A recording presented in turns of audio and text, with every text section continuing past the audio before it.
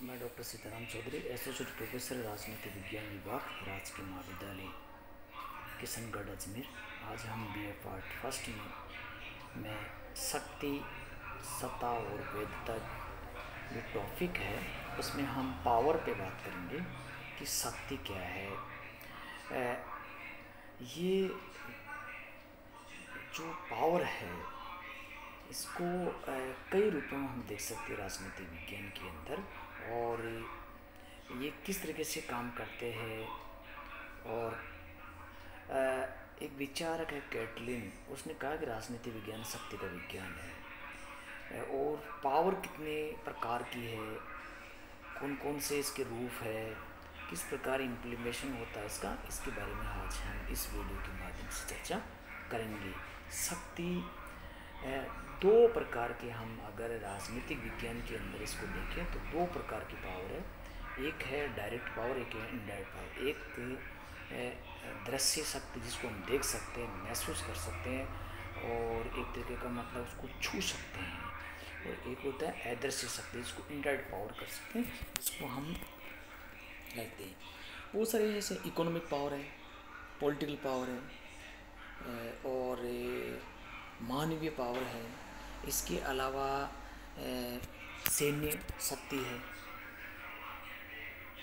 Knowledge इस power है, परंपरागत शक्ति है, वैधानिक शक्ति है, और चमत्कारिक शक्ति है। ऐसे बहुत सारे जो पावर के प्रकार है।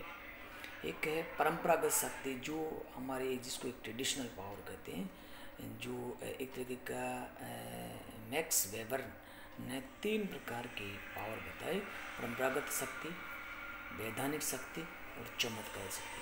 जो वैधानिक शक्ति की जिसके बारे में जो कॉन्स्टिट्यूशनल पावर भी कह सकते हैं, इसमें लीगल पावर भी कह सकते हैं। इसको संविधान आपको दिया, कानून आपको दिया, कोई व्यक्ति सत्ता पर बैठा है तो उसको कानून ने आपको पावर दिया, इसलिए आप उस पावर का इस्तेमाल कर रहे हो। कानून ने आपको सत्ता पर बैठाया, आपको चेयर पे बैठाया, आपको कुर्सी पर बैठाया, तब आप इसका इस्तेमाल कर रहे हो। और दूसरा, जैसे आप के पावर आपको पद से हटाया जाता था, आपकी शक्ति भी ऑटोमेटिकली लेस हो जाती है। ये एक तरीके का वैधानिक पावर। जैसे 1 मिनट के लिए एक सिंपल से उदाहरण की बात करूँ मैं आपको। आज देश का प्राइम मिनिस्टर प्रधानमंत्री मोदी जी है। आज सारा कुछ पावर उनके पास में, लेकिन जैसे अगला नेक्स्ट चुनाव के अंदर अगर मान लो मोदी जी सत्ता में नहीं आते और दूसरी राजनीतिक पार्टी का कोई भी व्यक्ति सत्ता में आ जाता है, तो ये इनकी जो वैधानिक सत्ता है, ये वैधानिक सत्ता इनकी चली जाती है। ऐसे ही चमत्कारिक करिश्मावादी शक्ति होता है, यानी कोई भी व्यक्ति करिश्मेटिक होता है, जिसमें उनका चेहरा, उनकी भाषा, उनकी नॉलेज, उनका एटीट्यूड, उनकी लैंग्वेज, ये बहुत सारे किस चीज़ से पब्लिक प्रभावित होती है और उनको एक्सेप्ट कर लेती है। इसको बोलते हैं चमत्कारिक सत्ता। जैसे बहुत सारे ऐसे विचारक हैं, नेल्सन मंडेला है, इंदिरा गांधी है, और जैसे मार्garet थैचर है, इसके अलावा जॉर्ज वाशिंगटन है। ऐसे बहुत सारे ऐसे करिश्मेटिक लीडर हुए जिनको हम एक करिश्मा लीडर कह सकते हैं, उनको मानते हैं उनको। ये उनकी सत्ता, माओ है, लेनिन है, गांधी है, ये सारे के सारे करिश्मावादी विचारक के रूप में लोगों ने उनको स्वीकार किया। इसके बाद में है एक है कि जो पावर है ये परमानेंट नहीं है, यानी कुछ समय किसी के पास पावर है, कुछ समय बाद में किसी के पास पावर ट्रांसफ़र हो जाती है।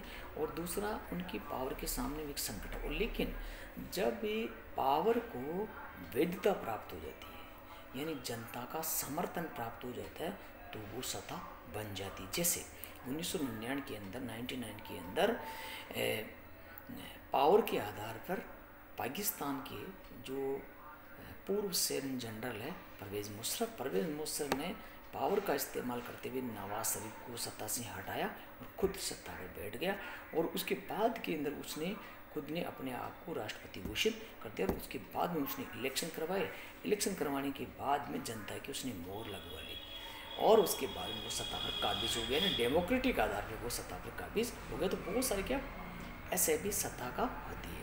जैसे एक तरीके का सी जिनपिंग है। सी जिनपिंग एक तरीके का power single one party system है वहाँ पे, और वो सत्ता पर काबिज है, जबकि वहाँ पे वो डेमोक्रेटिक सिस्टम नहीं है। ऐसे ही पुतिन का है। ऐसे इसलिए राजनीतिक सत्ता की आपके भी पावर का इस्तेमाल है वो किस तरीके से हो रहा है, ये इस टॉपिक के माध्यम से मैंने बताने की कोशिश करी।